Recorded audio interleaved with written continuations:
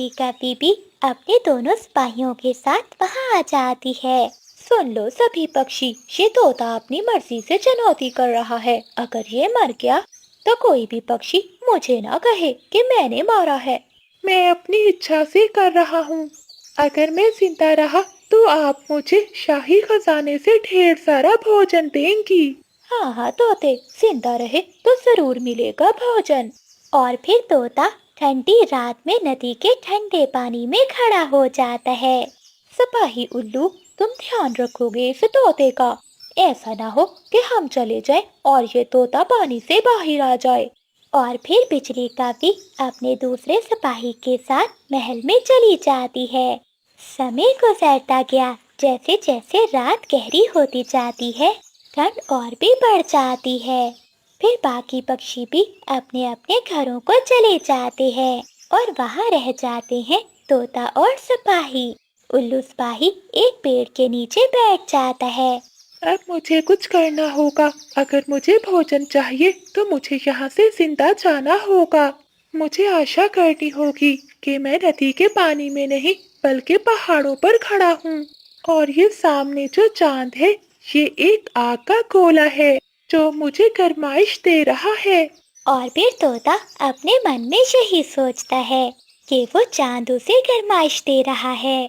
ऐसे ही पूरी रात गुजर जाती है और अगली सुबह हो जाती है। उल्लू सिपाही, जरा जाकर देख कर तो आओ, वो तोता जिंदा भी है या मर गया है। बिजली का भी अभी सिपाही को ये आदेश दे ही रही थी कि सभी पक्षियों के साथ तोता वहाँ आ जाता है। तोते, तुम सच में जिंदा हो, मरे नहीं ऐसे ठंडे पानी में। रानी जी, मैंने कर लिया और रात गुजार ही ली।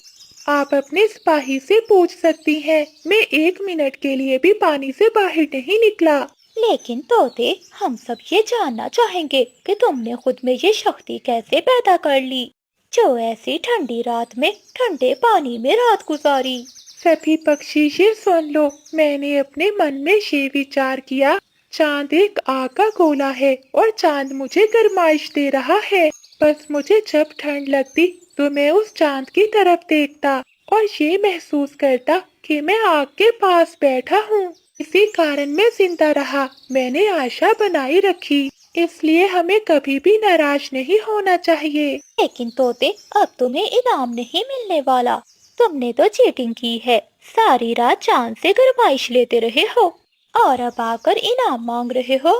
रानी जी, ये न्याय नहीं है। आपने वादा किया था और मुझे कौन सा चांद की गरमाइश मिल रही थी। मैंने तो बस अपने मन को तसल्ली दी थी। लेकिन फिर भी तोते, कुछ ना कुछ गरमाइश तो मिली ही होगी तुम्हें चांद से। बिजली का भी अपने वादे से मुकर जाती है। तोता नाराज होकर वहाँ से चला जाता है और फिर बाकी पक्षी भी चले जाते हैं। बिजली, क्यों ऐसी शर्तें लगाती हो? अब हार तो गई हो। तुम इनाम दो या ना दो तोते को। पति जी, कौन सा इनाम, मैं तो मजाक कर रही थी। ऐसे ही कुछ दिन गुजर जाते हैं। एक दिन बिजली का भी बीमार हो जाती है, लेकिन जिस जड़ी बूटी से बिजली का भी ने ठीक होना था, उस जड़ी बूटी का तो बस तोते को ही मालूम था। सिपाही, जाओ और तोते को बुला कर लाओ। और फिर सिपाही वहाँ से चला जाता है। तोते, तुम्हें रानी बुला रही है। तोते को तो बिजली का भी पर बहुत गुस्सा था। ठीक है उल्लू, तुम जाओ, मैं चाय पी कर आता हूँ। और फिर सिपाही वहाँ से चला जाता है। तोता एक लंबा बांस लेता है और एक बर्तन में थोड़ा पानी डालकर उसे लंबे बांस के ऊपर बांध देता है और फिर उस बांस के नीचे आग जला देता है और वहीं बैठ जाता है। दूसरी ओर बिजली का भी इंतजार कर रही थी, लेकिन तोता तो